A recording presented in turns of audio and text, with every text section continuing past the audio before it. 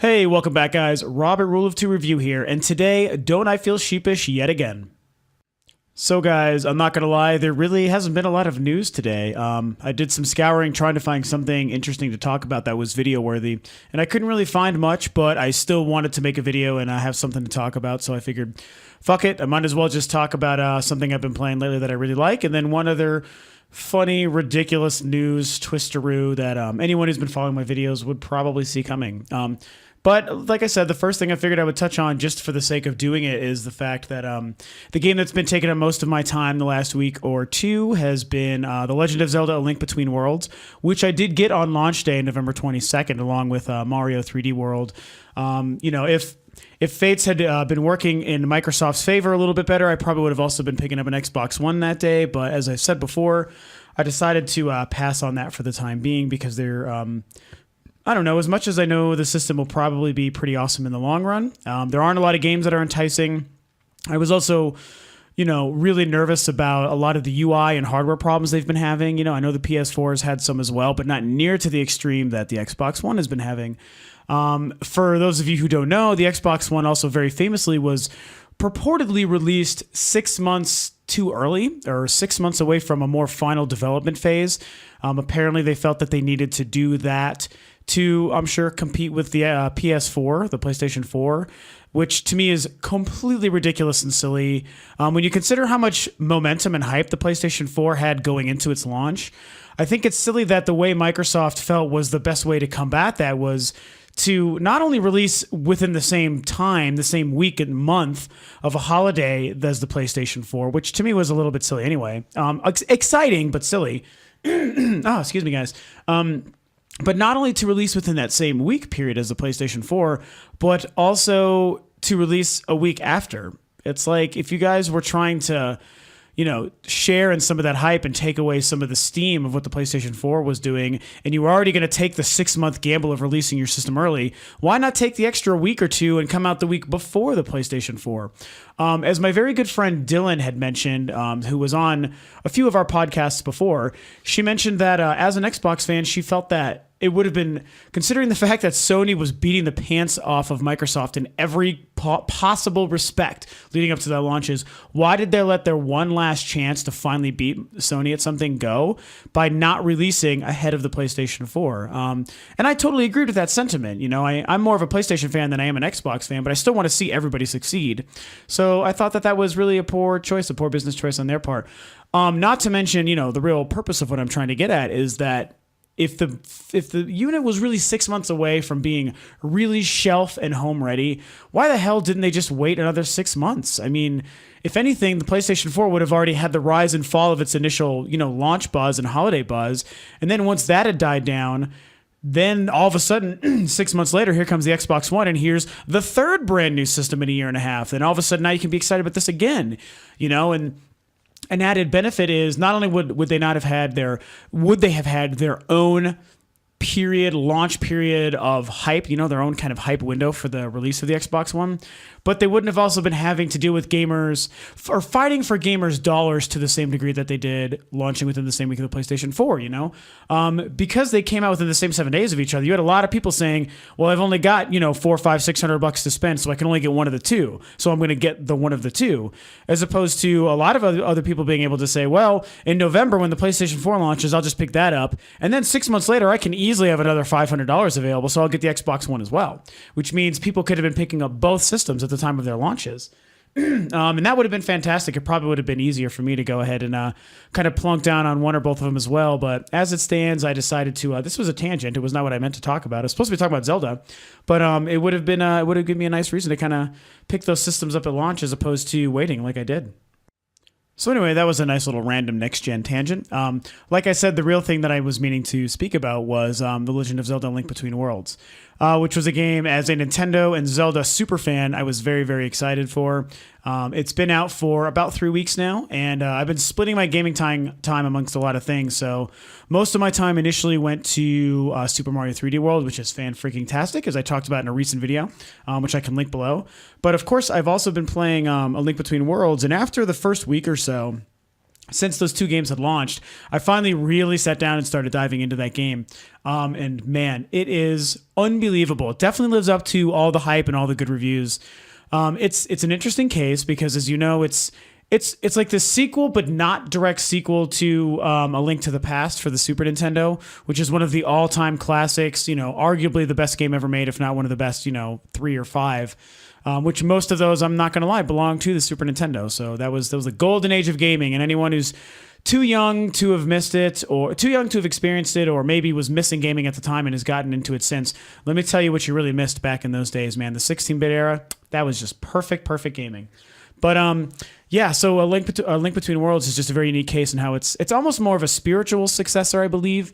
In how it's the same world map, basically with some twists, and they've taken the elements of the story, but they've altered it. So what I've heard, and I can't remember if this is confirmed, and I won't know the full details until I finally finish the game, but what I've heard is that it's actually supposed to take place in a different timeline than which of the 3 that A Link to the Past takes place in. So that also makes it kind of unique, and there's been comparisons to the map, not only to A Link to the Past, but also to the Ocarina of Time, which has its own kind of linkage similar to Skyward Sword. So it's really interesting to see how everything kind of plays out there.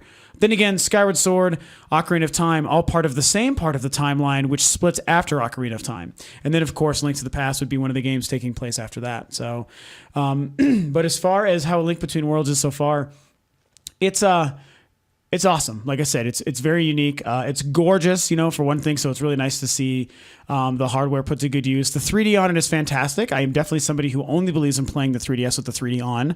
I get that some people don't like it, and that's fine. But personally, that's part of the reason I have the system and part of what makes it unique. I'm going to use it, and I think it looks... Nintendo themselves, when they produce games, they really make that 3D pop. There's no better example than Luigi's Mansion 2. So anyone who has a chance to play that who hasn't, man, if anything, experience the 3D on that because it is unbelievable how good that looks. But I keep tangenting away from Zelda. It's interesting. One of the biggest elements about the game that people have talked about, of course, is the fact that you meet this character, Rovio, who kind of takes up residence in your home, in Link's home, and all of a sudden decides to start renting you the items that you need to complete the quests in the dungeons. There was a lot of, I guess I'll say, controversy. I don't want to make it sound that dramatic, but it was something like a controversy leading up to the game release about if that was going to be a good or bad thing. Just the fact that it was so weird and so much of a straying from the Zelda formula that a lot of people thought it was going to be refreshing. Some people were worried about it. I was kind of middle of the road. I had faith in the game, but I definitely wasn't quite sure how I was going to feel about that mechanic. But, as most of you have probably heard who hasn't played the game, once you do play the game, all of your fears will be assuaged. There is definitely nothing wrong with it. It makes a lot of sense. It works for the game. And it does lend the kind of freedom that they were toying with in Skyward Sword, and I think able to perfect a little bit more in A Link Between Worlds, because you rent these items at your leisure, and you're able to, especially once the game finally opens up after you go through the first 3 dungeons in Hyrule, and then you make it to Lorule, and that's when you can kind of start going back and forth between the cracks in the world. That's when you can start experiencing the dungeons and the world map sort of in your own freedom, which A Link to the Past had some of, but it was still a little bit more forcefully directed by comparison, at least, to A Link Between Worlds. In this game, you really can, if you can traverse the map and get to any different area, you can go wherever you want, provided you have the right weapons. So it's a unique system that really works, and it keeps it feeling rooted in the Zelda feel while still feeling wholly new, like brand new and fresh. And I think that it's a testament to Nintendo to take, a tried and true formula like the Zelda formula and turn it on its end a little bit and make it really, really work. So as far as the dungeons, the few that I've played so far, which is probably about 5 or 6, and there's quite a few dungeons, fantastically laid out. They make great use of the 3D effect. Something else that they have is a really unique sense of verticality to the dungeons. Typical dungeons in Zelda games, what used to be called labyrinths back in the day, back in the NES days in the first Legend of Zelda.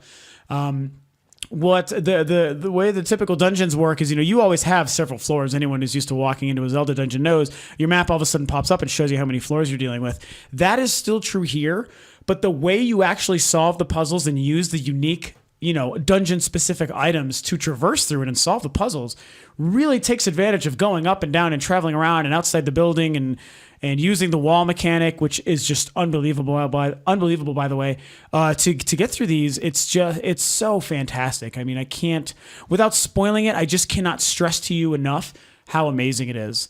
The wall mechanic, this is the last big thing I'm going to touch on, because if I get into the story too much, it will be spoiler territory. But, the very famous wall painting mechanic where you turn into that, stylized wall painting, which is very reminiscent of the Wind Waker art style in the opening cutscene to that. Not a coincidence, by the way.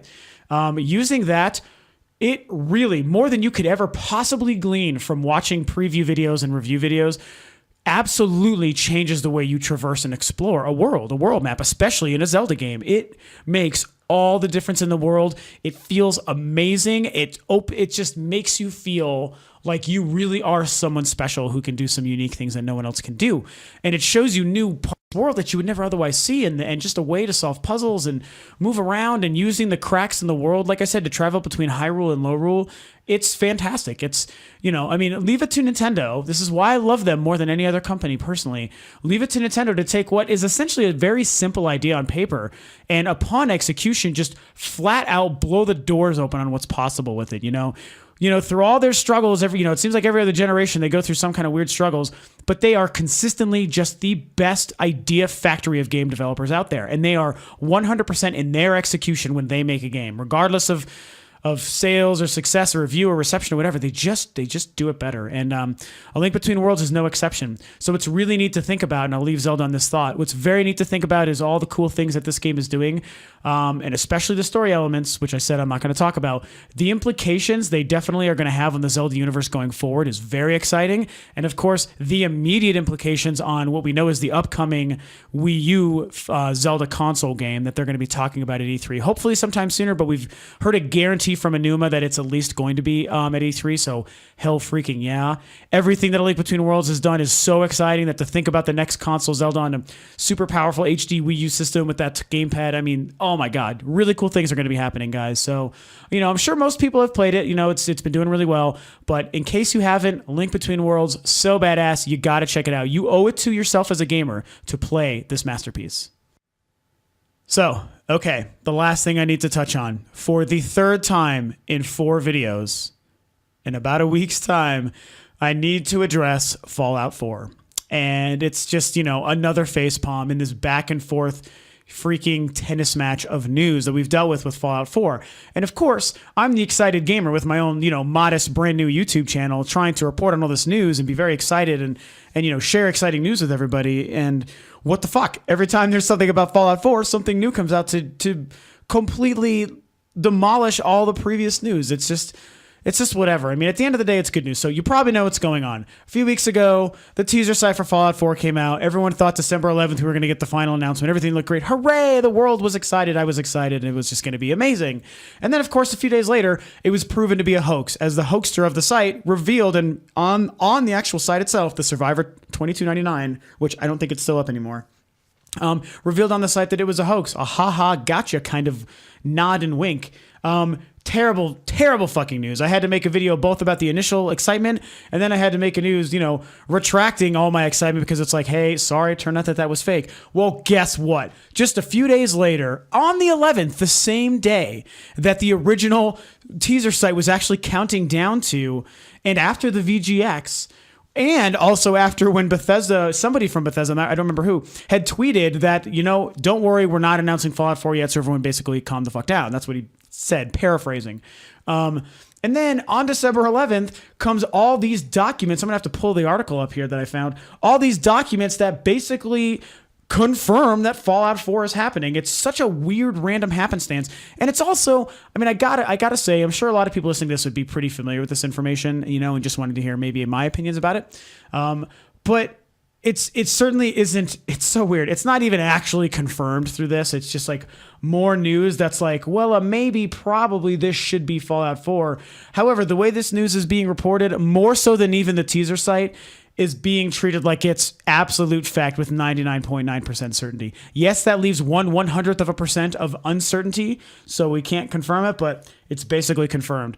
IGN, Kotaku actually broke it to my knowledge. IGN, Kotaku, GameSpot, VG Charts, NeoGAF, everybody is basically talking about it like it's official. And to be fair, IGN is the largest, I'm going to go ahead and say, most reliable news source for gaming on the web. And once they start reporting it like it's all but fact, I'm gonna believe it. You know, they know what they're doing, and they have. If there was a reason to not believe it, they would also let us know.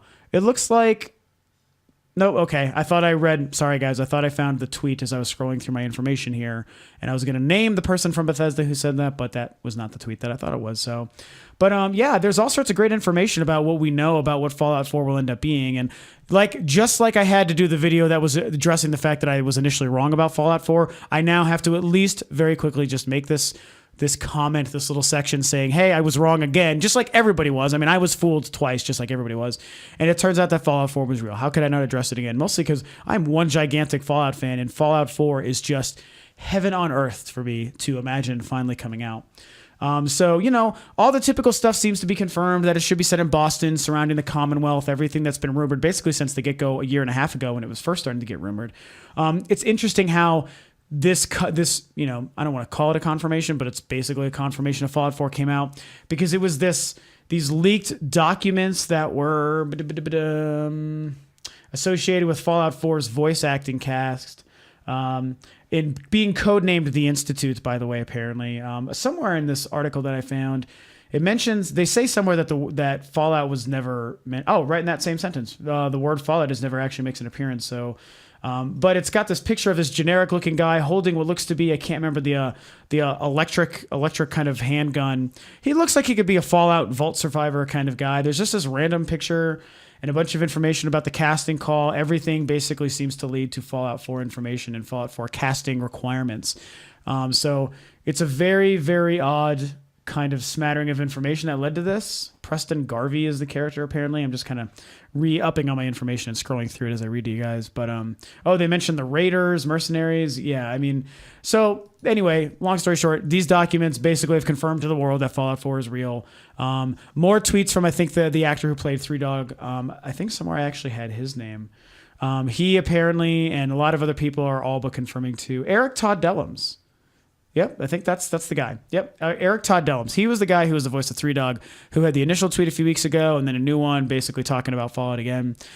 So it's going to be very exciting to see. It'll be interesting if we end up getting finally like something from Bethesda, like a tweet or an event or a press release or something that says Fallout 4, here are the details, it's coming, we'll talk more at E3, or if they're going to wait till E3 to actually talk about it and unveil it. It's very exciting to think about either way, but like I said, guys, I just needed to make one more video. I hope to God this is the last time I have to do this, because I'm starting to feel like an ass. I'm not going to lie to you guys. I feel kind of like an asshole doing this, but whatever. It's fun to talk about Fallout. I'm hoping this is the last time. Fallout 4 apparently is real. So that's exciting. High five to everybody who's excited for Fallout 4, because that's some badass shit. And we have some really excellent gaming to look forward to. Hopefully we see it at E3.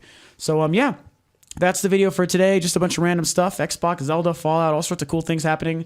So I hope you guys are having a good time. Christmas is coming up soon. I'll still be making some more videos. I think the next gaming-related video I'm going to be doing is going to be my top 10 games of the year. So that's going to be really fun for me to kind of put that together. Also, next video is going to be a three-person review of The Hobbit, The Desolation of Smaug, which I have now seen as of today, Saturday, December 14th. I've now seen twice. So I've seen it twice in 2 days, including the midnight premiere. IMAX 3D both times. You know, I'm not going to spoil the review. I will tell you, I fucking loved it. It's a great masterpiece, perfect film, unbelievable part 2, but the details will be coming later, so please look for that video in the next few days, sometimes this week.